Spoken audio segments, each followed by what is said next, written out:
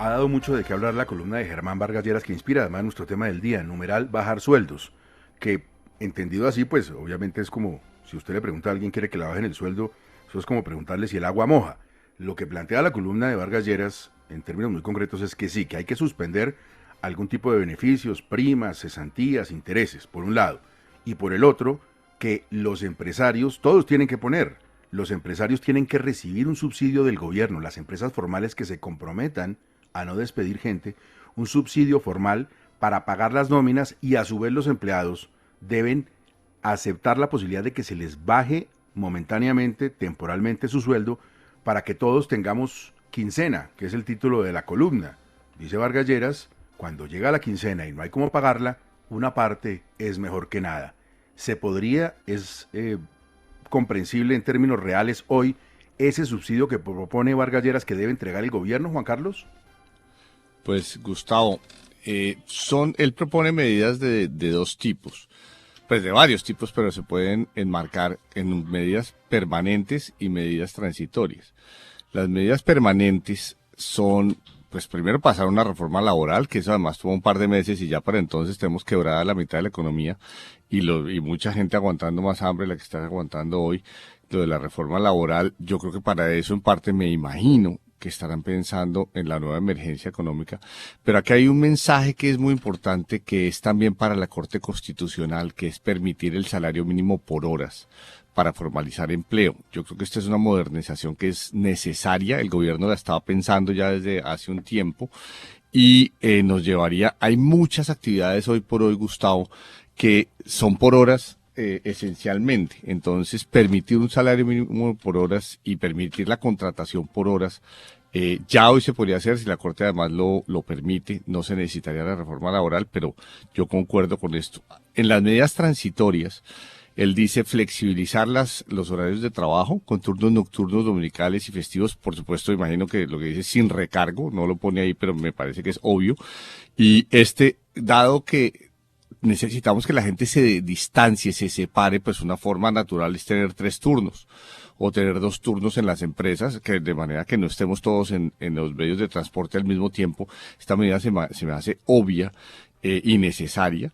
Subsidiar a empresas que han perdido más del 70% de sus ingresos, Gustavo, y limitarlos al 30% del salario, y usar para eso, usted ya lo mencionó, un apoyo fiscal de 50 billones de pesos. El apoyo a mí me da menos plata, pero este grupo también me parece deseable, que es que el gobierno dedique unos 20 billones de pesos en mis cálculos, porque esa plata va a las empresas, hay otros 10 o 20 billones que deben ir a las familias. De cualquier manera, fíjese que son cifras, tanto las que maneja el doctor Vargas Lleras como las que hemos manejado en este programa, muy superiores a las que el gobierno ha dedicado. El gobierno ha dedicado 15 billones y aquí estamos hablando de 30 o 40 billones.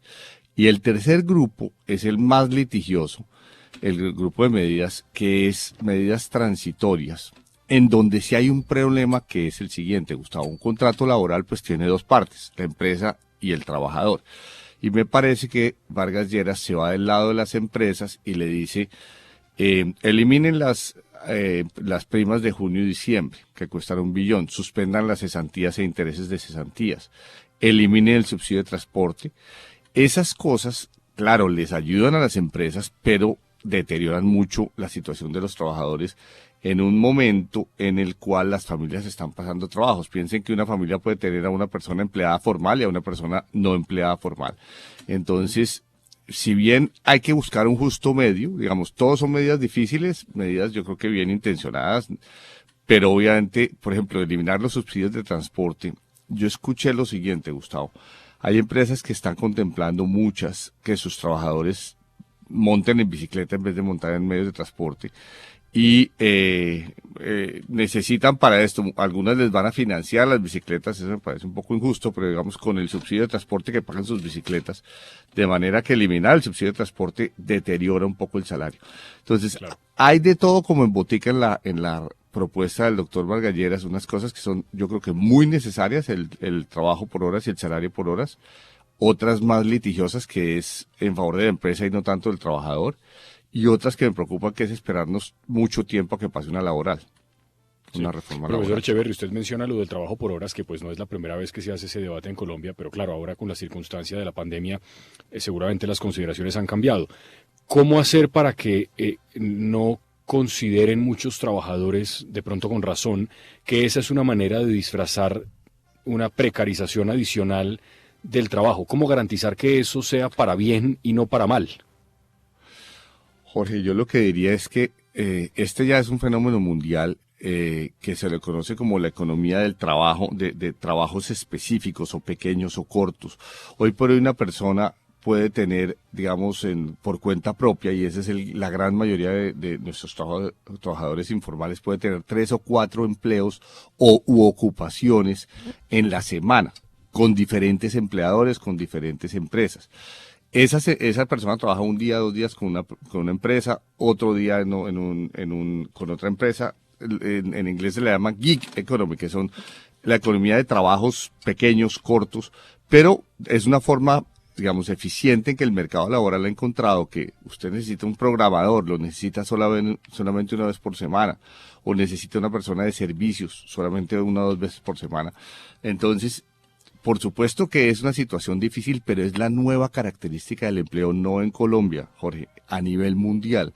Y nuestra legislación laboral fuerza a contratos mensuales. Entonces, ¿qué pasa con eso? Que a muchas personas no se le paga seguridad social, no tienen cobertura de salud, no están ahorrando para pensiones porque solo se les puede pagar sobre un salario mínimo mensual. Eso quedó en el siglo XX, eso es del pasado, y el siglo XXI ya tiene esa nueva estructura. Entonces, es un acto de realismo que la Corte Constitucional tiene y casi de derecho al trabajo. Es que es la forma como el mercado laboral está funcionando. Si la Corte Constitucional dijera que no, entonces diría, bueno, una cosa que ya sucede en la calle y que emplea probablemente a 6, 8 millones de personas al día, la Corte lo considera ilegal. Me explico, no es tanto un juicio de valor de si esto es una precarización o no del trabajo. Es la forma como funciona el trabajo en la economía de la información. No todos los trabajos, pues hay empresas que tienen trabajos formales y pueden mantener su contrato laboral mensual, pero se debe aprobar adicionalmente, no exclusivamente pues el uno o el otro, el trabajo por horas. La columna remata diciendo que Vargas Lleras reconoce que estas son propuestas impopulares, pero que son necesarias si se quiere evitar una masacre laboral, y que ojalá esa emergencia económica, esa segunda declaratoria de la emergencia, del estado de emergencia, como usted planteaba hace un rato, Juan Carlos, pues tuviera la inclusión de esos recursos, de ese subsidio para la nómina, porque hasta ahora la plata de liquidez que ha dado el gobierno se la entregó a los bancos y muchos empresarios dicen no nos llega tan fácilmente, es difícil obtenerla de los bancos. Este es un punto supremamente de fondo, Gustavo, y pues lo venimos diciendo no solo nosotros aquí en este programa, sino mucha gente.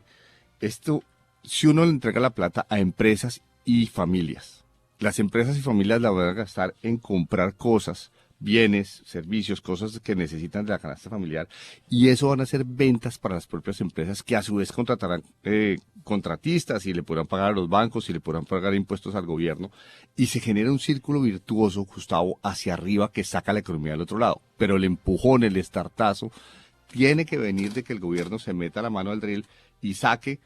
Aquí el doctor Vargas Lleras pone 50 billones, a mí me da entre 20 y 30 billones de pesos, 2 o 3 puntos del PIB, que no es una cifra descabellada y que es lo mínimo hoy por hoy, cuando Alemania está dedicando 25% del PIB, Estados Unidos 12%, Perú 12%, Corea 8%. Nosotros en Colombia estamos tratando de salir de esta crisis con 1,5 puntos. Eso es muy pequeño, se lo hemos dicho de todas las maneras al gobierno. Eso haría que probablemente la economía sufra mucho menos, las personas y las familias aguanten mucho menos hambres y muchas empresas sobrevivan. Adicional a esto, en esta columna vienen muchas propuestas, como dijimos, unas transitorias, otras permanentes, que ayudarían a que se mantenga el trabajo, los empleos y que se formalice el trabajo. Entonces, hay muchas cosas buenas, hay algunas que son en contra de los trabajadores, que es, por ejemplo, quitarles el subsidio de transporte. Yo no sé si eso sea bueno, suspender las cesantías, etcétera, pero el gobierno, pues en su sabiduría, y la Corte Constitucional, como dijimos, Gustavo, en su sabiduría, tiene que evolucionar hacia sacar de esta crisis un mejor mercado laboral y ayudarnos a hacer un puente sobre este periodo tan difícil, Gustavo.